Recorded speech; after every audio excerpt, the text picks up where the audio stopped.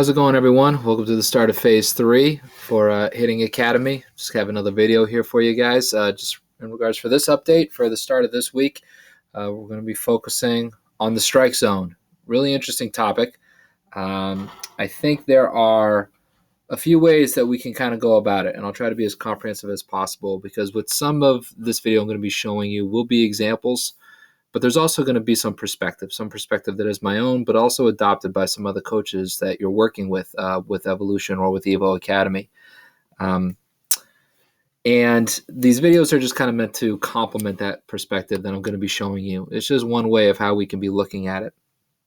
The one point of emphasis that I'll make here in the overview and purpose, with someone as good as Ted Williams that's used to kind of start this off, he's well known for the saying as getting a good pitch to hit. And the process of what that can look like is something that some of you are undergoing for the first time, whether you're in the 11 to 13s group or even in the 14 plus high school level. These are all type of things that you are adapting to. And one part that I'm just going to make here, it's right in the middle. It's important to take ownership of your strike zone awareness on a different level. I kind of just want to expand on that part where your level of awareness that you're using, it certainly needs to be applied to the objective. And that's one perspective that I will just start with this. The objective that when you're up to the plate, you want to get hits. You want to be safe. You don't want to be out. You want to take a left turn. You don't want to take a right turn. And using the strike zone to apply that objective can be pretty relevant. It's just one dimension within hitting, and hitting is just one dimension within the game. So it's not the only piece within it. But having awareness within the strike zone is pretty relevant, and you can kind of see it in a couple of examples just in your own walks of life, and you can experience it yourself if you just ask yourself the rhetorical question, okay, have I ever swung at a pitch out of the strike zone in batting practice? Yes, of course, we all have. And the context and how you're applying it certainly matters, and that's what this lesson is kind of meant to just bring to light. Beyond the objectives here, I've talked about the activity and the framework a couple of times in regards for understanding the strike zone and how you can build your awareness. The how part really lies within these examples. And with these examples, it reminds me of a perspective that I heard from another coach, just from T-work, when you're really trying to focusing on how your hitting changes in parts of the strike zone, to being aware on the flips and recognizing if you're swinging at balls or strikes. And I'll just scroll down just to the last part, where you recognize what parts of the strike zone allow you to create the best outcomes. You even have another chart that you can use to fill out to help quantify and just track your progress and whether or not you're remaining on track, and recognizing parts of the strike zone that allow you to create the best outcomes. I think another way that I could explain that for us to understand here is that it's a game. We're all training towards a game, so make it a game. I can even speak on this behalf for my own experience, where within batting practice, you can go up to it and treat it as if like it's an at-bat and give yourself the objective where you're only going to swing at pitches that you know that you can hit. And using that information can actually drive towards your next training session when you get in for T-work. Say, for example, you recognize you're not so well the other way. Well, you can go ahead and apply that with your T-work in order to cover that area. Treating the game like it is a game, no one even has to know about that. Like I just mentioned within hitting, that's only just within one dimension, but you can use that in all sorts of different things, from your hitting practice to your throwing practice to your catching practice. You can make everything a game that can be relevant. And using the strike zone for your advantage to that, or to just help improve your performance, can be pretty relevant.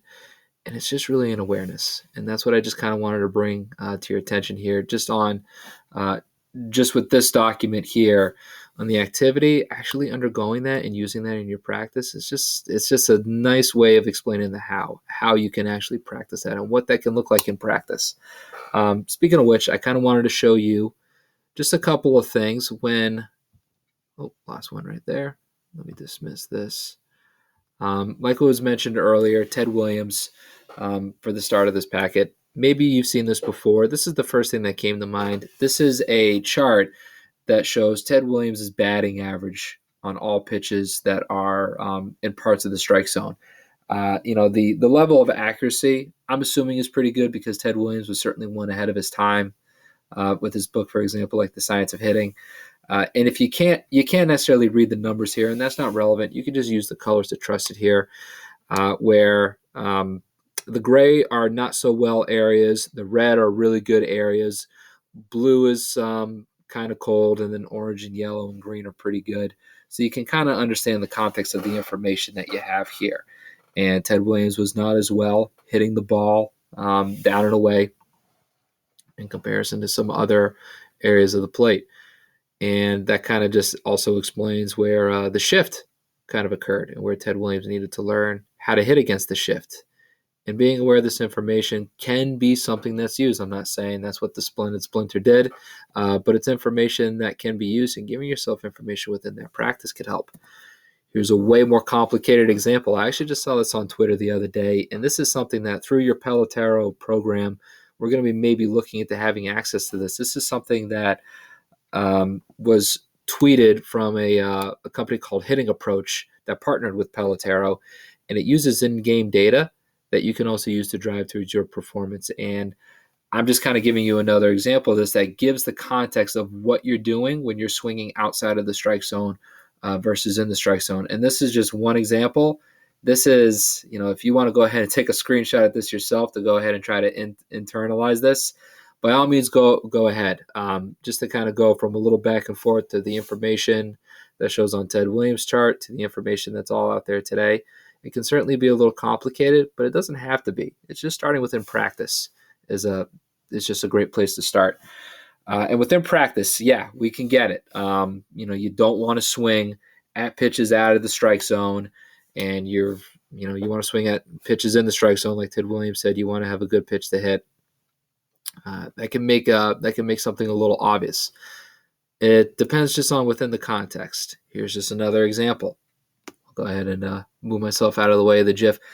This is an example of a hitter that I used just under the context of something in particular that we were working on. And maybe most would agree that this is a ball. This is something that should not be swung out of the strike zone. And eventually, yes, this is something that is to be used. However, given on the situation, under the certain little context of this person swinging a bat for the first time in a while, there's just a little bit of a point of emphasis that I was just giving, just in regards for shoulder planes and swinging down and swinging up and all examples like that.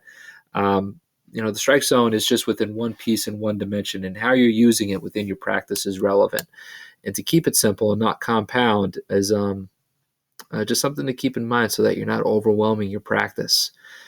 Here's just another example for context. I actually need to move over to, I believe, give me one quick second. This video right here that I created, and before I show you it, these are just two takes from this guy named Albert Pujols. He's a pretty good little ball player. These are two different takes that I'm just going to play a couple times back and forth here. From the left, this is 2 outs, and I think it's a 1-0 count.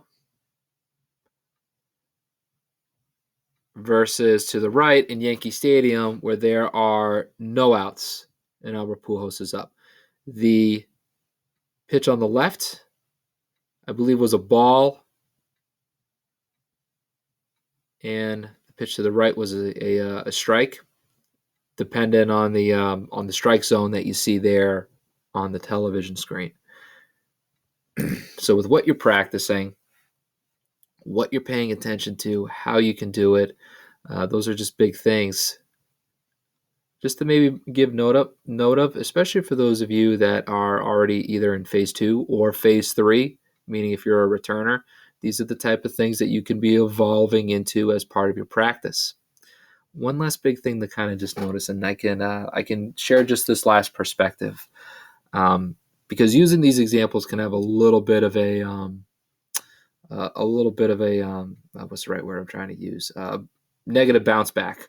If it's or I feel like I'd be remiss if I just didn't mention this, because the strike zone in itself and then what you're practicing. I think the response that Albert gives in any of these pitches here are very expected and very easy for him to do for a player of his caliber. And maybe sometimes for other players, it's something that we're experiencing for the first time.